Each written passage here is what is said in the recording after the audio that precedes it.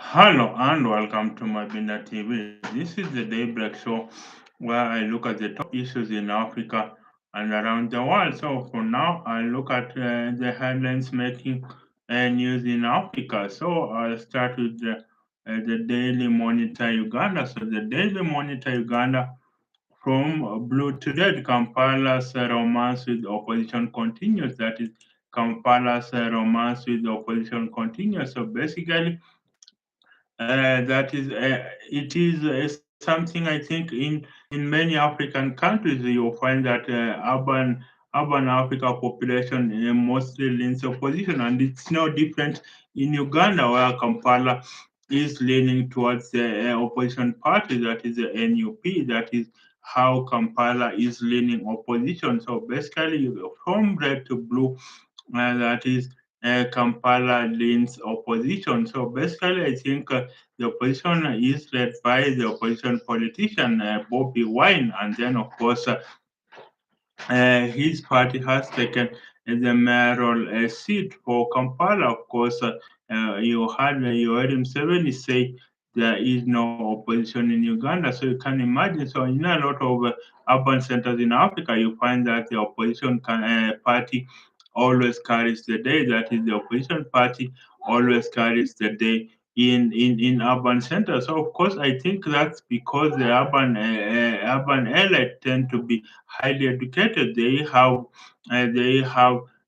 some disposable income and are exposed, so they know what they want. The middle class in this urban Africa really know what they want. So basically, and I would say, if the middle class really just transfer to 1% of the ingenuity they use in managing trillions of shareholder capital. If they transfer that 1% to politics, then Africa would be heaven indeed. So basically, now you have Kampala turning from blue to red. The blue, of course, is NRM, and then of course you have Kampala turning from blue to red. And of course, red is NUP. So of course, that's a good sign for Bobby Wine. Maybe the real battle is not even Bobby Wine and Yoweri Museveni. The real battle, I think, is between Bobby Wine and Museveni's son, that is Mozi Kainerugaba, because Mozi Kainerugaba is looking to succeed Yoweri Museveni as president of Uganda. So that's the real battle between Mozi Kainerugaba and I think Bobby Wine. So that's the real battle. And of course, Bobby Wine is still young. He could still run for even up to 10 elections. So Bobby Wine is still young. He will continue to run for the presidential election. So don't expect Bobby Wine to bow out any soon. And as soon as Museveni bows out of the stage, I think Museveni's son, that is Mozi Kainerugaba, will want the seat. So you can imagine that is going to basically be the real battle between Mozi Kainerugaba and Poppy Wine. So that's the issue now. That is Kampala turns from blue to red. That is from NRM to NUP. So that's the mayor's position that has been taken by the opposition candidate. And I think maybe in that light, maybe we could talk about democracy in Africa. What do you think about democracy in Africa? What do we need first? Is it economic growth or democracy? Which one comes first? It's a chicken and egg issue. So I think when you have people that are highly educated, then they want issue-based politics. They don't want. When you have people that are highly educated, they want issue-based politics, politics based on ideology. That's why then you have people that want infrastructure plan or healthcare plan. They want education plans, they want a jobs plan. So these are people that want issues addressed, and that is why in urban areas the opposition tends to do very well in Africa as compared to the rural areas. In the rural areas, I think they are bribed to vote. You can't bribe with just $1 and you are home and dry. You romp into victory. That's what the opposition figures do. The ruling party figures do in the rural areas. They basically bribe the voters. So basically, I think Bobby Wine winning in Kampala, that is Uganda's capital city. I think it's in line with the trend of opposition parties winning in urban centers, and I think that's what we are going to see. That's what we are going to see, and that is opposition winning in urban centers. Of course, that then it says if Africa continues with the high economic growth, then we will have issue-based politics, and of course, then that will force the leaders. Do you see our leaders really campaigning in the suburbs? That's very different from maybe in America where they campaign even in the suburbs. But in our election campaigning in Africa, our politicians don't travel to urban centers to campaign. Why? Because in urban centers, people want issue-based politics, and our politicians want to go to campaign in poorer areas, in the slums, where they can bribe people with just $1 and they will have the votes. And that calls into question when our leaders come into power. Then and they basically, when our leaders come into power, they want to return the money that they used in campaigning, and so that means then they will be engaged in a lot of corruption. I've often asked, if you are going to campaign using say 50 million, if you are going to campaign, I think in Kenya, an MP campaigns uses campaign funds of about 100 million shillings to campaign. So that's about $1 million.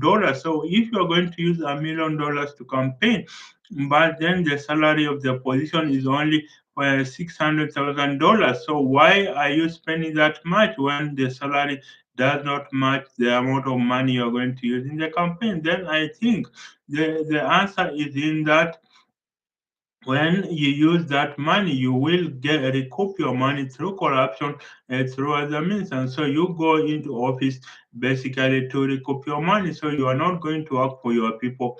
And so I think that's why you have a lot of African leaders, African political figures campaigning heavily in opposition, campaigning heavily, using more funds to campaign for elective seats than they will earn in salary. So that's it about that headline. And then another headline that comes up NUP's 25-year-old MP elect, that is Masareka makes waves in Mukono South. So NUP has a 25-year-old MP elect. So NUP has a 25-year-old MP elect. NUP has a 25-year-old MP elect. So NUP is the National Unity Platform of that is of and that is Bobby Wine. So of course that shows the youth are now taking up their space in Uganda's political space. The youth are coming up with policy proposals. And I think you don't know, but let me remind you, Africa is the youngest continent. Africa is the youngest continent. The average age of one African is about 19 years old. So that means the average age of an African is 19 years old. So that means that African youths are going to determine the destiny of the country. That's why we must do everything possible to make sure that our youth are engaged in politics. It's very hard to find the youth engaged in politics. One, they are into entertainment and the callings of the city. And when the city calls, you respond. If you don't respond, you are in trouble. So basically, the youth are into entertainment and the callings of the city, and they are into sports. Maybe they support Arsenal, they support Manu, and of course in music they listen to music of Rihanna, of Beyonce. They listen to music of Craig David. They listen to all that music basically to be able to. So they are into entertainment and sports. So they are not engaged in the modern issues of the day, the issues that drive. The issues that drive the economy of our country. So most of the youth are not engaged in the top issues of the day. So basically, you have issues that the youth are engaged in. Our youth are not engaged in the top issues of the day, and that's an alarm bell. We should start engaging our youth in the top issues of the day, so that then when they so that then when they go to vote, they know that this is my future that I'm voting for. And it's sad that the youth are only engaged in entertainment and sports and not on the top issues of the day, because they are the ones who are going to inherit Africa's future. So basically, we need the youth to be engaged in the top issues of the day. We need the youth to be engaged in politics and run for elective seats. You saw in Kenya during the Maandamano protests of June 2024, you had the youth basically protesting that they want better governance. But now the election portal has been opened, but they are not registering to vote. That is the young people. You saw in the by elections, it is the old folk that got elected. So basically, right now, the youth must be engaged in the top issues of the day. African youth must be engaged in the top issues of the day. That's how we are going to change Africa. That's how we are going to change this part of the world by having, and I think the youth could force, that is, could force issues-based politics, where we will only have two political parties. That is a right of center party that's about individual dynamism and pulling yourselves by your own bootstraps, and then you'll have a left of center party that's about collective responsibility, where socialism is encouraged, where maybe there is equality of opportunity, not necessarily equal outcome. So I would urge the youth, let the youth be engaged in the top issues of the day, and then of course you will find that then they will be able to make a change in Africa. We need change in Africa, so the youth are going to drive. And when you see the NUP's 25-year-old MP elect, then that shows that even though Bobby Wine lost, but he has brought a lot of people on board, people that are going to uh, uh, cause reports in Uganda and Africa. So when President Yoweri Museveni says there is no opposition in Africa, that's not true at all. When President Museveni says there is no opposition in Uganda, that's not true at all. Look at the 25-year-old MP elect. He will go to parliament, and hopefully he will enact change that will basically culminate in better standards of living for Uganda. So you let me know on what you think about Ugandan's opposition leader, the 25-year elect, that is in Bobby Wine's party, Masareka makes waves in Corner South. So basically, this is this is why we think. Then another headline: Bobby Wine reports another military raid on home, says family beaten. So Bobby Wine reports another military raid on home, then says the family is beaten. So there is another raid in Bobby Wine's home. So Bobby Wine is the opposition leader of Uganda. So he says the military raided his home. So what does President Museveni fear at all? What does President Museveni fear? Why does he attack Bobby Wine's home? Says his family was beaten. So this is the markings of a dictatorship. And I've said dictatorship has no place in Africa. Or if at least you're going to be a dictator, then I've said often, then at least assure your people of economic prosperity. So if you're going to take away the political freedoms of your people, then at least assure them of economic prosperity. That is the way to change Africa. If you are going to have a dictatorship, then at least assure your people of economic prosperity. That is the way we are going to change the prospects in Africa. That is the way we are going to change the dire situation in Africa. So if you are a dictator and you are not providing your people with economic freedom, then what business do you have leading your people? Museveni himself says he is surprised by the number of Ugandans that have never touched a million Ugandan shillings. That's about $200. He is surprised. That is, Yoweri Museveni says he is surprised by the number of Ugandans that have never touched a million Ugandan shillings. That's about $200. You can't see the dire poverty situation in Uganda and elsewhere in Africa. So basically, what more could Museveni do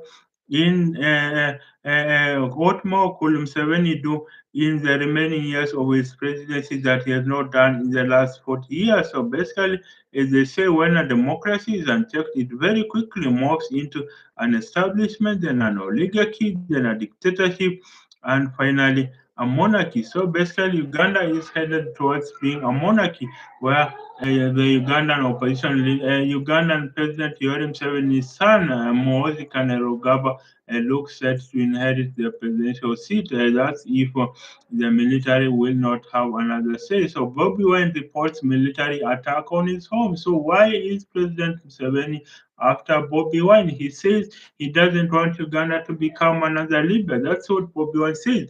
He says he doesn't want Uganda to become another Libya. But is that true at all? Is that true at all? This is why I say that really I think President Museveni has erred. If you are going to have the political space in Africa, then you better have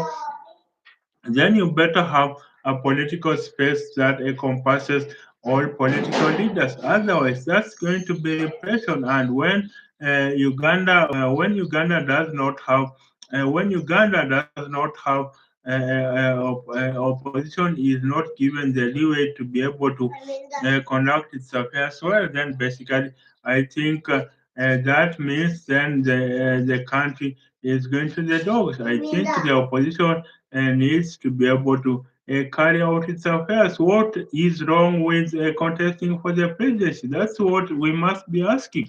What is wrong in Bobby Wine contesting the election? What is wrong in Uganda contesting the election? What is wrong in Uganda contesting in Bobby Wine contesting the election? I think that's an error that President Museveni is making, and this is why I think there needs to be. This is why I think there needs to be a way forward. You have to allow political space in Uganda. Why arrest Bobi Wine, the opposition leader? Why arrest if you want the vote free and fair? Why are you arresting an opposition figure? I don't think that is entertaining at all. I think that's really uncalled for, and I think Bobby Wine must be left to conduct his political affairs. And I think when the vote is fair and square, he will acknowledge. But right now, he says the internet was shut down, so basically he did not lose in a free and fair way. So Bobby Wine did not lose in a free and fair way, and that is why then. You have a lot of, and that is why then you have a lot of Ugandans saying the election was rigged. So basically, if the election was rigged, why are you arresting Bobby Wine? Why do you send military to his home? And look, another opposition figure that is Kiza Besigye is in jail. Kiza Besigye is in jail basically. And remember, when you arrest the leading figures, now it is going to be like Tanzania. We saw Tanzania lose its innocence, where the President Samia Suluhu jailed the opposition figure Tundu Lisu and another opposition figure. So now she ran alone and won 98% of the vote. We are seeing a sliding of democracy, a creeping of authoritarianism. We are seeing a creeping of authoritarianism in this part of Africa, in East Africa. So maybe the Kenyan elections are coming up next year. We will see the same rise in authoritarianism. So these leaders don't have to be authoritarian. Why can't you just govern and allow free political space? What do you fear in having a plural democracy? What do you fear in having an opposition that is vibrant? What do you fear if at all you are going to the opposition just how the task of the opposition is to keep the government in check. That's the task of the opposition, to keep the government in check, so that when the government is and so that when the government is going astray, then you correct the government, and then you bring the government to the correct side. So that's it for now. That's about Bobby Wine. Basically, his home being attacked by the military. So that's it for now. Bobby Wine military Bobby Wine being attacked by the military. Then, of course, I will look at another headline. I will look at another headline.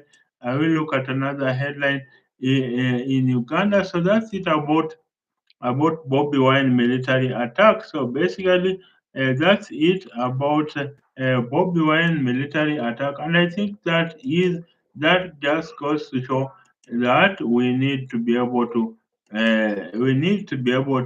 have a military that is an opposition that has an opposition that has basically an opposition that has the basic tenets of democracy. Then I will move over to South Sudan. I will move over to South Sudan. A Kir fire central bank governor. That is Kir fire central bank governor. So those are problems. Those are problems with that is in South Sudan. President Kir fires the central bank governor. So basically, that's another creeping of authoritarianism in South Sudan. So basically, South Sudan has had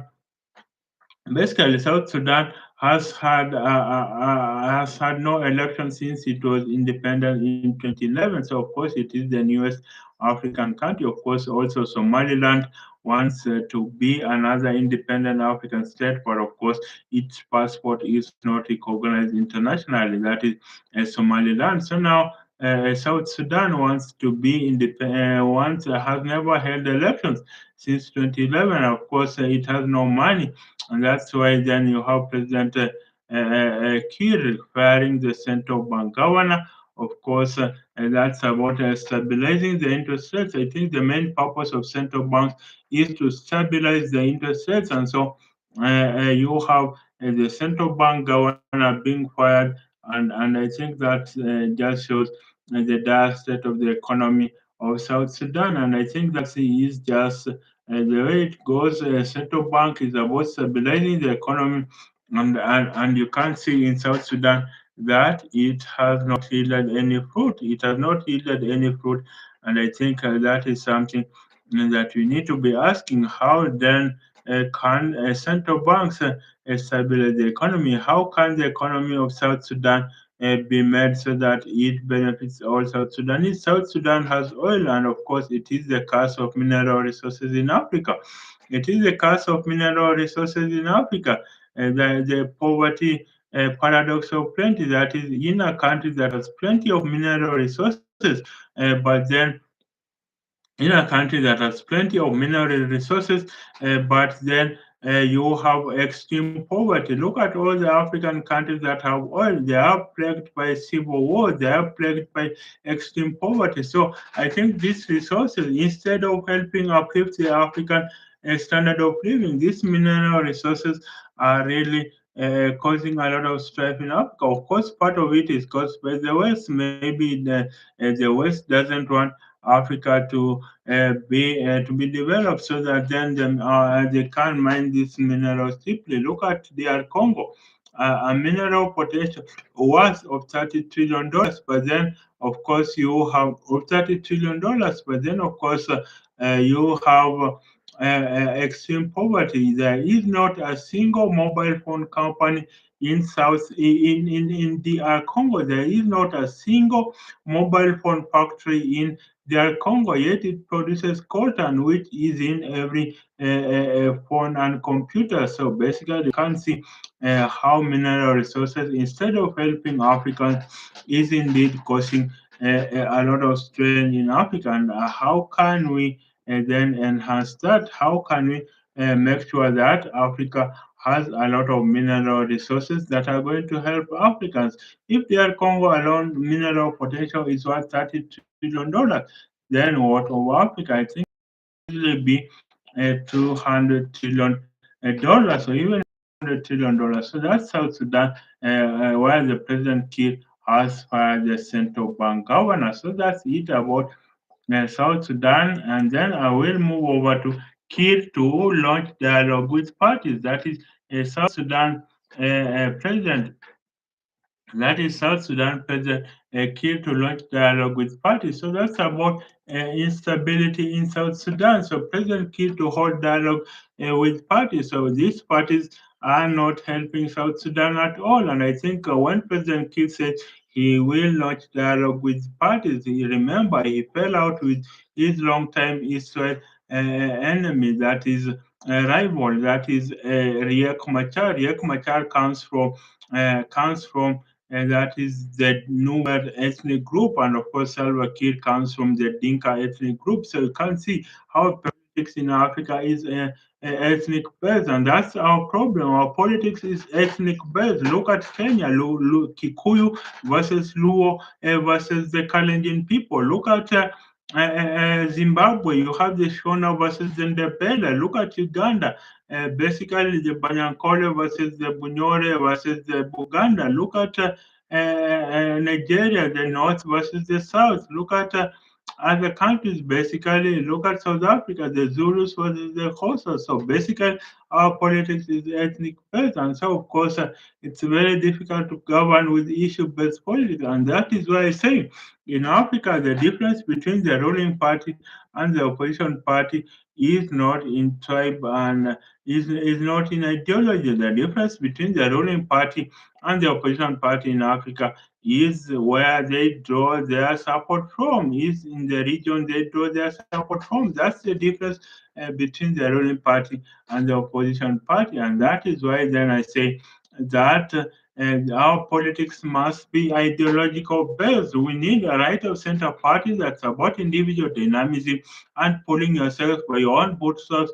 And we also need a left of center party that's about a left of center party that's about collective responsibility, about socialism. That's what we need. But our politics is not ideology based. Our politics in Africa is about ethnic based politics, and that's why during times of elections you have a lot of Africans basically during times of elections you have a lot of African there is a strife, there is election violence around the time of elections, basically because this is viewed as an ethnic war where if tribe A wins the election, then it is their turn to eat. If tribe B wins the election, then it is their turn to eat. And I think that's why the presidency is a coveted position. That's why there is almost a total war on the presidency because if Tribe A wins the election, if a candidate from Tribe A wins the election,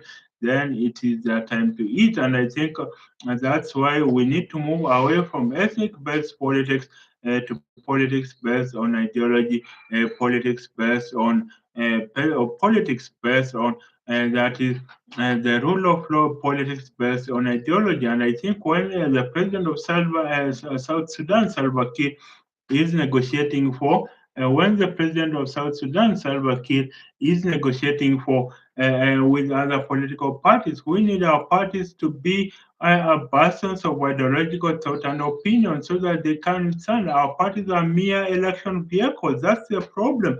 Our parties are mere election vehicles where if you win an election, then you disband the party. How many parties can are 50 years old and above? Maybe it is just the ANC alone, and even you can see the ANC is descending down a road to deterioration. You can see the ANC in South Africa. It was formed in 1912. It is the oldest African Liberation Party. It was formed in 1912, but you can see that the ANC really is a party that is descending down. You can see that the ANC is a party that is descending down that cascade of basically deterioration. It is going to collapse. So basically, the party of Nelson Mandela is going to collapse, and that's a very sad thing for democracy in Africa. So that's it about that is President Salva Kiir to hold dialogue with President Salva Kiir to hold dialogue with other parties, with opposition parties. So that's it about South Sudan. That's it about from Radio Tamazul. That's a headline from Radio Tamazul. Of course, that's it from Radio Tamazul. And I think that's it from Radio Tamazul. And I think we'll look at another headline. So that's it from South Sudan. And that's it from South Sudan. And so I will go over to maybe Ghana. To Ghana, I will go over to Nigeria. I will move over to Nigeria. Let me look at the headline making news in Nigeria. Let me move over to the headline making news in Nigeria. So the Guardian newspaper.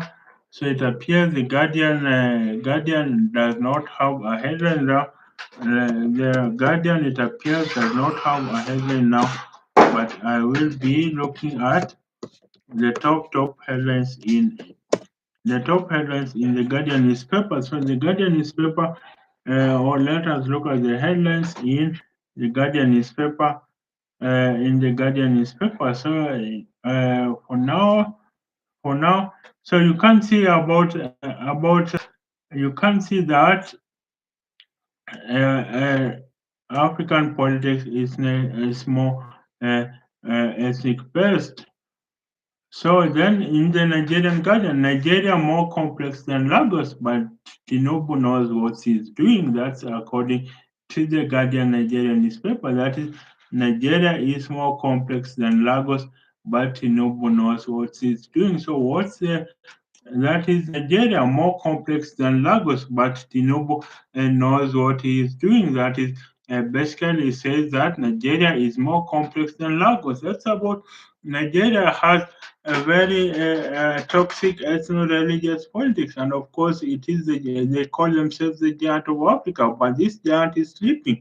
And this giant of Nigeria is sleeping. So basically, Nigeria, when you want to know that Nigeria is sleeping. Basically, this giant of Africa is sleeping. So, President Tinubu, of course, you had President Donald Trump have a military strike in northern Nigeria. So that happened, and of course, then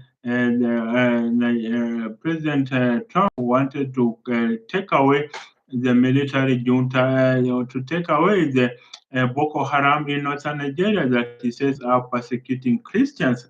So basically, that's it about Nigeria. Nigeria more complex than Lagos, and I think that's true.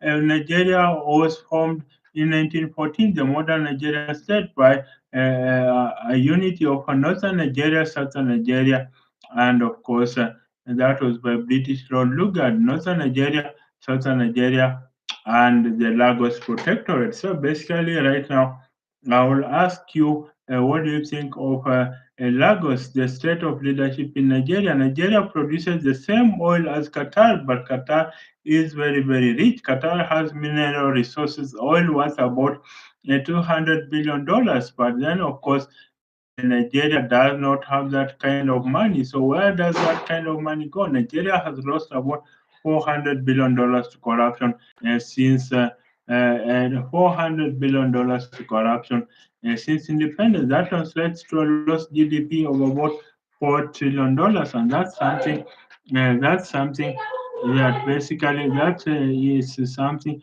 that basically we need to address. So that's it for now. Bye for now till the next episode.